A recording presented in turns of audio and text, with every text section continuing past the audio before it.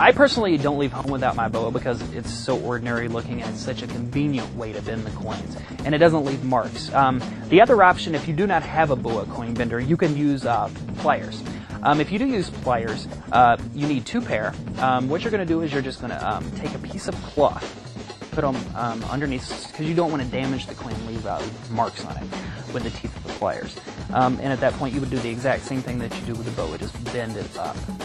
What you're going to do on this particular coin bend, though, is when you place the coin in, one side retracts in itself, just like that. The other side is solid. What you're going to want to do is take the solid side, take the retracted side, and what we're going to do is we're going to just bend the tip, just like that.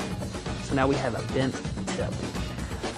One great reason to carry this around, even if you don't actually do the routine, a routine with the boa coin bender, the great thing about it is it looks like a normal pin, and you can bend your coins so quickly, and then you don't have to carry pliers and this and that.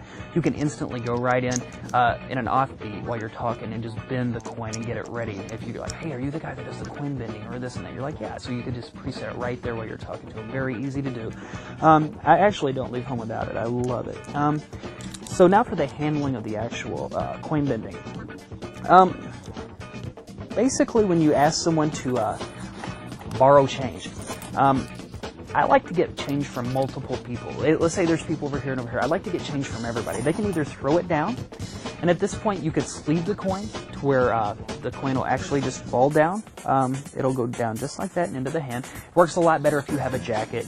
You would definitely want to have it buttoned. Sleeving is an option for that. Or another method that I like to do is as you come in, just pick up some change. So it would be already just right here in like a finger palm position, just like that. And as you come in, you just grab a couple of quarters and tell them you're going to use a quarter. And you would just have the gimmick. So you would basically just add it into the pile of coins. Very, very simple to do.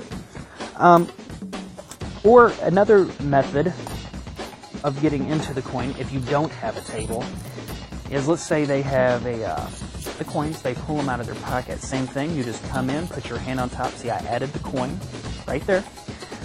And what I'm going to do is I'm going to pull out multiple change. I don't want to just take a quarter out because that seems kind of funny. Be like, I'm going to borrow a coin. Here, let me get rid of these. Only need one. Psychologically, they see you pick up all the coins. They don't think you add one. So that's very important psychologically for you to do that. So I put my hand in. I'm going to get a coin. Here, I got a few. We just need one coin. Now you're set up and ready to go. At this point, you can either have them pocket the change. You could do whatever. It doesn't really matter.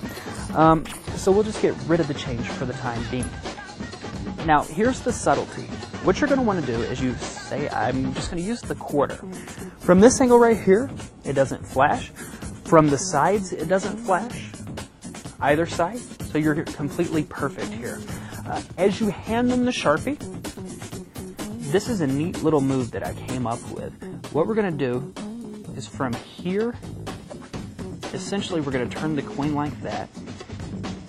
And right here, from the first little crease in your finger up, is going to cover the bend. Just like that. Now you're going to tilt it down just a little bit. Now at this point right here, they will not be able to see that the coin is bent. Okay? Now when you have them sign the front of the coin, just have them sign their initials. It's a very, very clean display. And psychologically, they won't think that the coin is bent because it's so close and they're actually signing the coin. The signed coin is what really sells this. And in the spectator's mind, it was a borrowed signed coin. So what you're going to do is you're going to have them actually sign the coin. Doesn't matter. Now, one thing that I like to do, a little subtlety, because you don't want to mess up, is to actually put your thumb behind the coin when they do the physical signing, because you do not want them to knock it down, just like that. So what I'd like you to do is just take it, write your name right across the front, put your initials on there, and then from this point, very, very simple move. All I'm going to do is I'm going to take these fingers and I'm going to twist it up. So if you can see right here, it's not flashing and the coin still looks straight. And at this point, I can have the spectator rub or I can rub it. All I'm going to do is essentially push the coin up with a finger, just like that. So as they start to rub it, I start to let go, lift the fingers up to show a higher spread on the coin, and then you reveal the bend with the signature, and they get to keep it. You're out a quarter, but It's a very, very powerful piece of magic.